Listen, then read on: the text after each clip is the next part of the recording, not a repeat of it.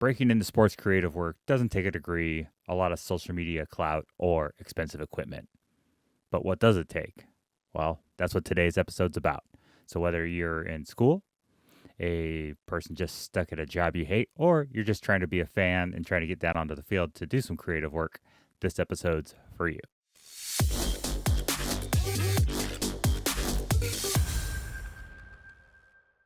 Welcome to episode 2 of Sports Creatives Anonymous, the podcast for those who find themselves editing in the middle of the night going, why the hell am I doing this at this time?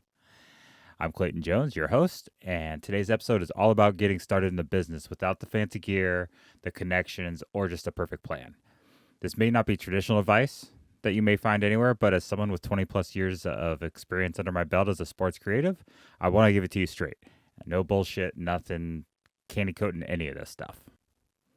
So to start off, let's do a little myth busting and dispel anything that may be keeping you from getting into the sports creative realm.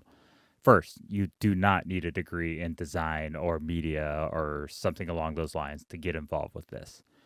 All you need is just a camera and a passion, really. When I started out, I had a degree in journalism, so obviously that kind of gave me a base for writing. But I didn't pick up a camera until my first professional job at a newspaper. And then I kind of fell in love with doing that, started taking my own shots. And then when I got into sports information about 10 years later, I got into video work. And all through that time, I was doing graphic design. And honestly, I went to the University of YouTube. All right, myth number 2, you need fancy equipment to get started. That is not true. You can get started with cheap cameras, borrow a DSLR, use your iPhone to make video. There's just so many ways to be creative. And with technology just, getting better and better, the quality of this equipment and the prices kind of going down, it's pretty amazing. You can make some really incredible stuff. I know I used our newspaper's camera to start back in the day and kind of fiddled with that a little bit. Then when I was starting to do sports information stuff, I started dabbling in video, and we literally had like a Canon, I can't even remember the model, but it was only a couple $100. But that really kind of got me going into the video side and being able to create and learn how to shoot the angles that I wanted to shoot, how to make stuff look good, frame rates, all that fun stuff. But anyways, yeah, I didn't have a lot of expensive equipment to start off, and I don't think it's necessarily something that you want to invest in right away until you kind of know you're passionate about it and, it starts paying off for you. The next myth we want to break, or bust, I should say, is you need years of experience before you're going to go out there and get paid to do this. Not true. You can easily pick up a camera, really get after it in terms of learning the equipment, learning how to take good shots, and build a small portfolio could get you hired in a paid gig. Obviously, the more you kind of pick up and the more you go, the higher you may be able to ask, but you don't need a ton of experience to go out there and start doing this. Do not let that hold you back. Final myth we're going to bust is that you need to get a job at the D1 or pro level to be successful or feel successful. Far from true. There's people that'll get to that level right away. They love it and they're there for years. There's people like me that have been up and down and kind of found my sweet spot at the D2 level because there's more creative freedom. I'm able to do graphic design, videography, photography, write, work on the website, do traditional communication things. I like kind of having my hand in a lot of different things, but some people just like doing the one thing, and I totally understand that. But there's financially too, yes, of course. There's some big opportunities at those levels, but also you could definitely make a good living shooting high school, D2, D3, JUCO. The money's there. It might be a little harder to get. It might not be as lucrative, but you could also find a lot of happiness as well shooting at that level. So don't feel like you have to make it to that top level to be successful. Just work your way up and kind of find where you fit in the best. I think that's my best piece of advice for anybody. All right, now that we got the myth stuff done, let's go ahead and talk about the good stuff. Where do you begin? I think a great place to begin is always volunteering for a local or rec league team. Kind of getting your feet wet doing that, low pressure. You don't have to, hit all these benchmarks or whatever else that you do at higher levels in terms of minimum photos. A lot of times they're just happy you're there. One thing I would add is to, especially if you're doing a rec league or a youth league or whatever else, make sure you talk to a coach, talk to an administrator, talk to somebody that you're going to be there. You definitely do not want to be the unknown person with a camera on the sideline around kids. That's obviously not a good look. So please make sure you contact somebody or let somebody know who you are and what you're doing that for. So just to make everybody feel a little more comfortable. For our students out there, check out the local athletic department. I think that's a great place to go. Obviously, I work at a athletic department, and I know I really enjoy when students come and ask about working with us. I'm always open to it. I always kind of see where their, passion is and try to fit jobs with that. I think something to remember is if you are at a larger university, those jobs are harder and harder to come by depending on your skill set. But even if you're at a school that maybe it's a little hard to get on, look at other local schools, local colleges that may be near you. I can tell you this, there's always something smaller colleges are looking for help for, whether that's working the table, doing the communication stuff, doing the stats, doing photography, videography, graphic design, social media. There's plenty of things to do. And I know for myself, I always enjoy when I have somebody that approaches me and is passionate about wanting to help. Another place to begin is freelancing at high schools or youth leagues and programs or AAU programs. A little bit different than rec leagues and whatnot. It's a little more organized. So I think it's important to, again, ask an administrator, ask somebody, or let somebody know, hey, I'm going to be here shooting, working on my portfolio. Is that cool? And then obviously I usually, for myself, when I was kind of offering stuff like that, I would always say, I could give you some photos too, as well. Especially nowadays, people like that stuff for their social media if they're trying to promote their program. And it might be an in for you to get some paid gigs from them down the road as well. It's also a great opportunity. I know myself, for my side gig as a solopreneur that does photography, videography, graphic design, I go shoot high school games. I do high school content, and I like, chit-chatting with the people, the other photographers that are there. And oftentimes they are younger folks, and just kind of, swapping stories, swapping ideas, tools of the trade and whatnot. I think it's a great opportunity for younger and inexperienced people to kind of chit-chat a little bit with people that have been doing it a little bit longer. There are those grumps that take their job way too serious, and they can be a bit standoffish. I'll go ahead and apologize for all of old people. But overall, I think most will be pretty welcoming, and it's a good opportunity for you to really grow as a photographer and just build that network as well. I'm sure this next one, most of you guys all have one, but make sure you have a social media. Make sure you have a portfolio somewhere, a YouTube channel with your vids, whatever else, wherever you can assemble all of your work. So if you're looking for a job or you want to go shoot somewhere, that you have an easy link for somebody to take a look at real quick. I know, my job leading a athletic communications department, I at least want to make sure if somebody wants to come shoot one of our games, even if it's just for portfolio purposes, that they kind of know what they're doing and they're not running around. I got to tell them the rules anyways, but when I usually see them that they've shot a little bit before and they have a little bit of experience, I feel comfortable allowing them on the sidelines, allowing them with a pass and whatnot. So I think make sure you have somewhere where your work is at. Plus, honestly, it's not always the most talented photographer, and this is just life. It's not always the most talented person that's going to get the gig. It's the best marketer that's going to get the gig. So I think it's important to make sure you market yourself using social media, using your portfolio. Next place you could start is networking. Network with the SIDs, creatives, interns in your area that are doing the things that you want to do. Send them an email, reach out to them. Find a way to maybe go grab a cup of coffee. Don't do the pick your brain thing. Don't say, hey, I just want to pick your brain. Have some specific questions that you want to ask. And most of them are going to, I know myself, I'm more than happy to usually talk to people about getting into the business or questions they have about the business. It's something I think a responsibility as somebody who's been in it for a little bit to just pass on that knowledge and make things maybe a little bit easier for the next person. All right, the last one that we'll discuss is internships. Pretty self-explanatory. Everybody knows what an internship is. Hopefully you find a paid one. If not, you can still grow and learn a lot from a free one. Just don't let them take advantage of you. Anyways, yeah, these are great opportunities to just kind of have a sneak peek into the field that you may be interested in going into.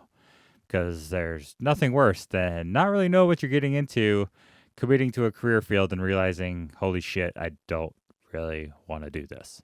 So internships are a great way to learn, to grow from people inside the business, to network, and to also just figure out if this is what you actually want to do. At the end of the day, whatever you decide to do, my best piece of advice is to start somewhere where the chaos is small, the expectations are kind of low, and your access to go shoot anywhere is extremely high.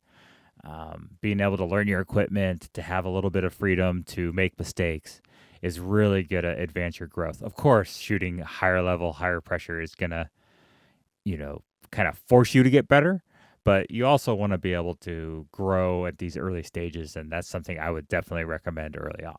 So now that there's some areas where we can go get started, what do we want to work on once we're there?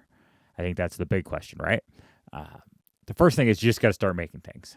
Don't try to be perfect. Don't try to read everything, try to study everything before you go out there and actually do. Just go out and do. That's how you're going to learn the best. I have this problem. I want to read everything. I want to make sure everything's perfect before I get something started, including this podcast. I embarrassingly waited long to start this podcast because I was listening to all kinds of podcasts about starting podcasts. I was watching YouTube. I was just wanting to be the best I could. But then I realized getting in front of this mic, the only way I'm going to get more comfortable is to be doing this. Am I the best right now? No. But I just need to make stuff. I need to make this and go. So do not get the old syndrome that I call perfection paralysis, where you try to be perfect at something and you'll never get started. But I've learned we just got to create. Next, you want to practice with real events. Go shoot your cousin's soccer game. Go make a graphic for a friend's basketball game. Make a video of your buddies shooting hoops or doing something, skateboarding or whatever else. Get used to being behind the camera. Get used to having a camera in front of other people. I still even have a problem of feeling a bit self-conscious when I'm putting a camera in someone else's face or someone else's kind of direction, thinking like, oh gosh, do they even want me to be here? All of these other things that I just kind of think about. And I realize, okay, I'm not going to be the best creative person that I could be being so self-conscious about this. So it's fighting through a lot of those feelings to get to the other side and be more comfortable shooting at events. The next thing you could do right now is learn the basic tools of your craft, whether that be Photoshop, Canva, Premiere, CapCut, whatever you use, get good at it. Practice at it. Watch YouTube videos about it. I always suggest using Photoshop and Adobe Creative Suite. They're usually the hardest to learn, but once you kind of learn those, you usually can go anywhere else and you're fine. Of course, AI is making a lot of these things easier to do.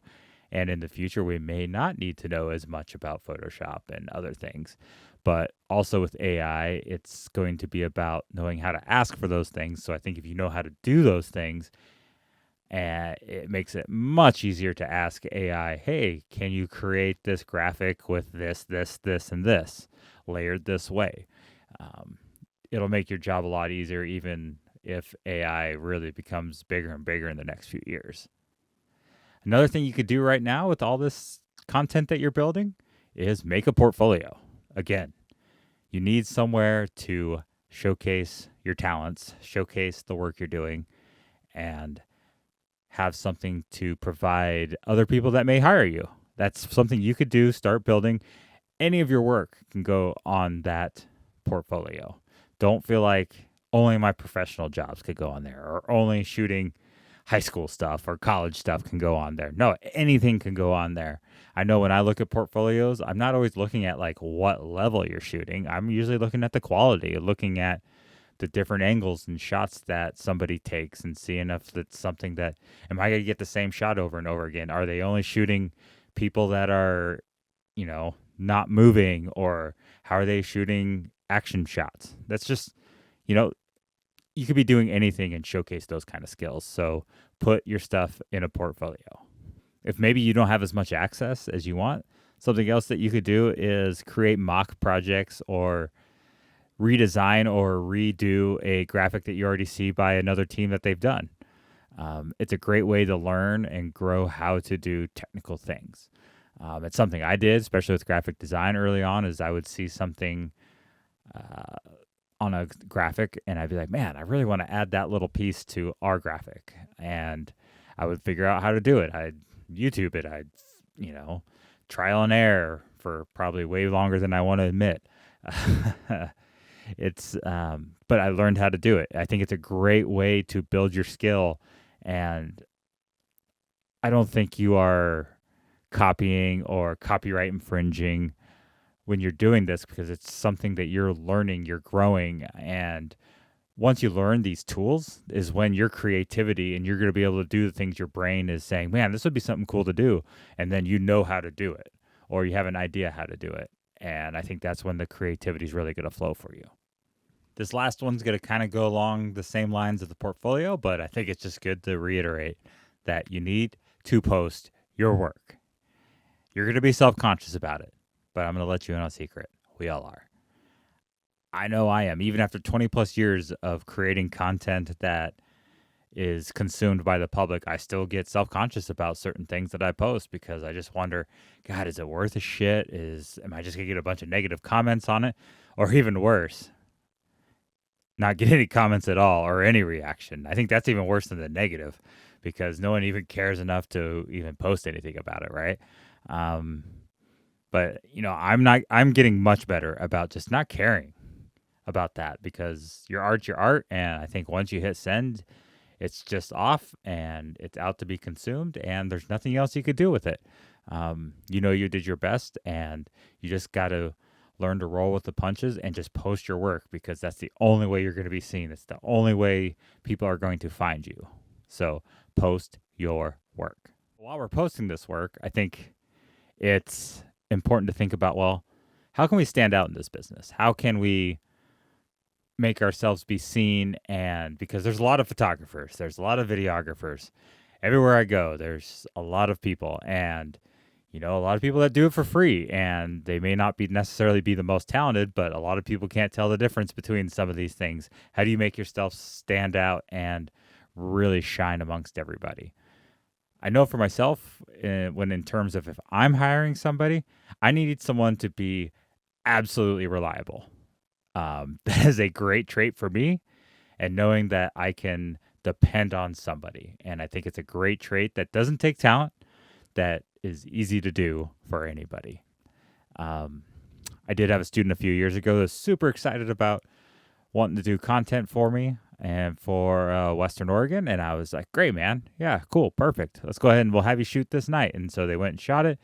They thought they could have like a week to do it. And I was like, it's not usually how it works in our business. I'm usually like a 24-hour person. I usually like it the night of, especially after a win. But even after a loss, I usually like it within 24 hours to post something, because we're on to the next game, right? We need that content out. He was able to do that, but then, I'm asked, hey, you going to come to this next game? He's like, yeah, I'll be there. Just never showed up. And he completely no-showed me from there on out. And then like a year and a half later, he asked me about doing it again.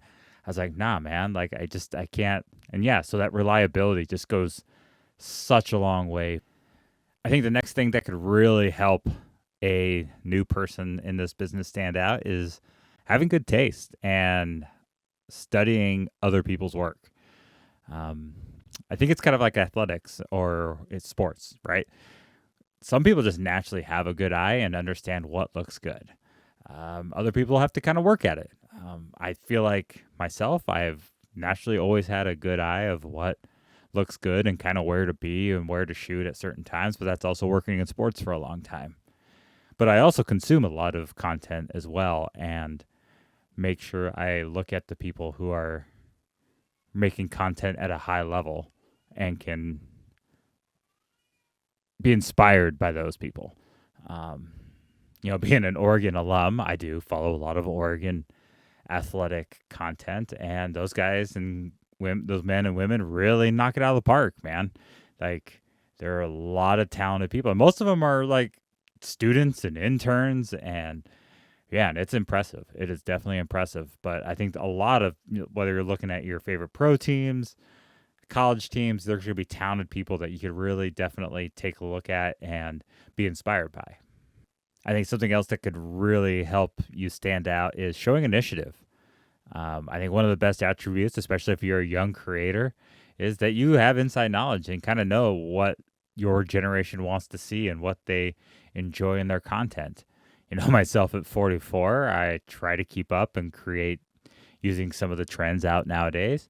But my algorithm is also filled with a bunch of jokes of being in your 40s, cat dad content, and Costco finds. So I'm not always seeing the most up to date trends in the world. So I think that's a positive trait that you could always bring, especially as a young person in this business, is to make sure that the client you're working for is really hitting those notes when it comes to current trends. I also love it when young and new folks come to shoot events for me when they have new and creative ideas, and they run those by me, and we could kind of discuss and talk about them, because it is, I enjoy stretching the boundaries and doing new things and different things, and I'm more likely to go with those people because I know I'm not just getting the same old content. So really take a look at maybe suggesting cool things that you can do for your clients when you do meet with them. Another big thing you could do to stand out is your own personal branding.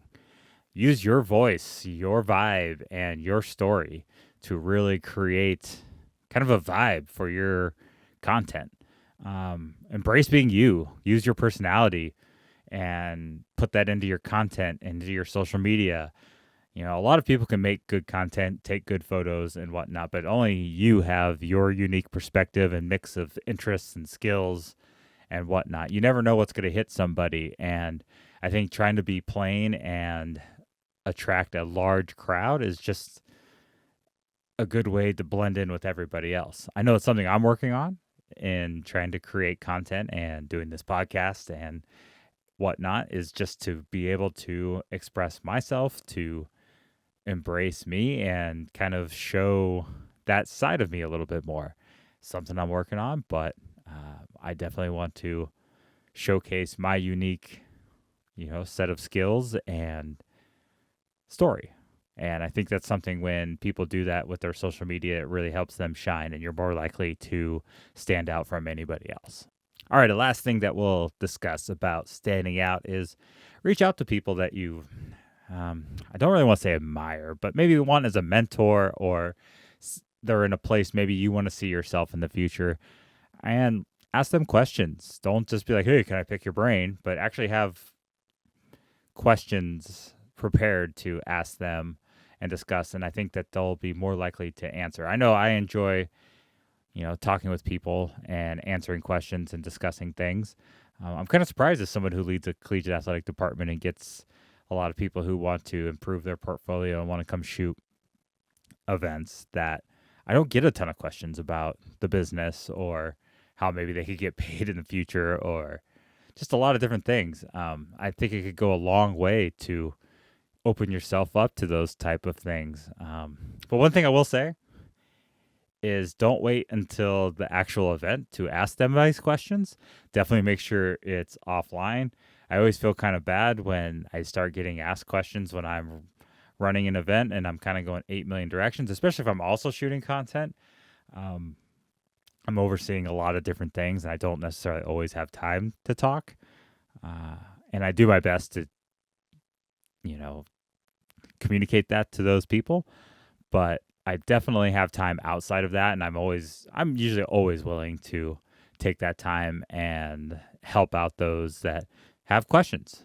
I really am. I think it's important to pass along the, well, I'm not sure if it's knowledge, but it's, my experience and helping people maybe not make the same mistakes I did or learn things not the hard way, and just have an easier time of understanding what it takes to get into the business. All right, next I want to kind of discuss about things I wish I would have known when I was getting into the business 20 years ago, 20 plus years ago, early 2000s. Really, the early 2000s are 20 years ago. Man, alive. Time flies. Time flies. I am getting old. Anyways, the big thing, or the first thing is, I wish I would have known I'm not going to land my dream gig right away. And I don't even know what my dream gig is going to be until I know what I want. It's easy to be like, all right, I want to do this, and make all your focus be towards that quote unquote dream gig. For me at first, it was being a sports writer at a large publication or website. And then I realized I wanted to do different creative things as I grew older and kind of found myself a little bit more.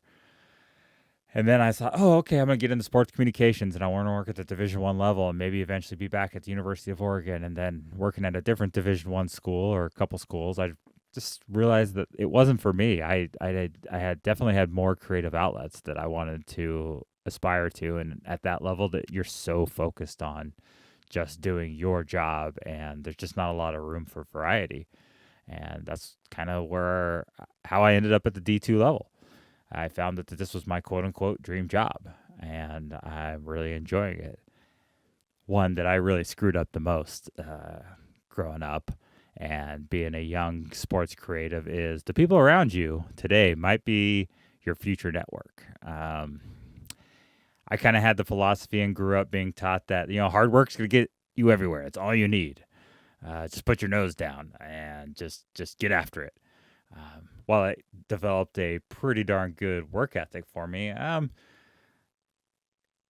was never very good at networking. I always felt like I was bothering somebody or kissing someone's ass. I worked when I was at the University of Oregon, I was the sports editor of the paper, and I was around a lot of big names that were covering these Oregon football games and events, and I really didn't talk to anybody. I kind of just wanted their respect as a writer and didn't want to quote unquote fanboy or kiss ass or whatever else. That's how I kind of viewed it, right? When in reality, it's not always the most talented person that's going to get the job. It's going to be who sometimes, and that's it's not fair, but it's reality. So I think it's important to develop relationships with people when you can, whether it's just a business relationship or maybe you'll find friendship. This business can definitely, especially being a sports creative, can be lonely.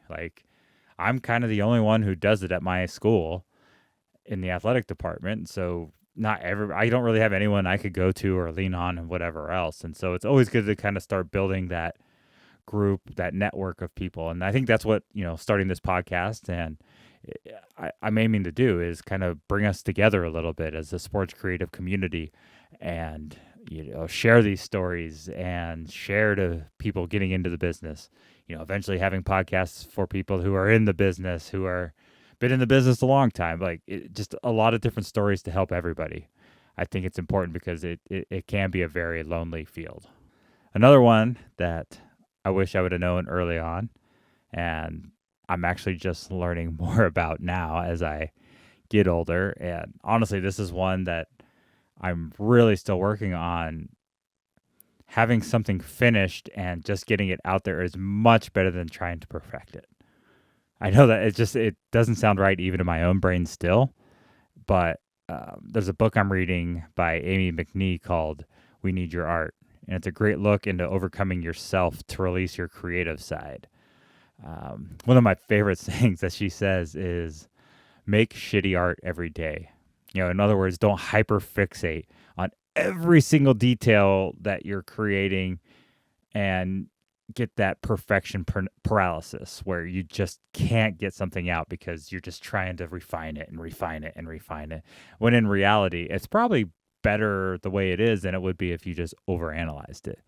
So just fucking release it. And that's what I tell my brain.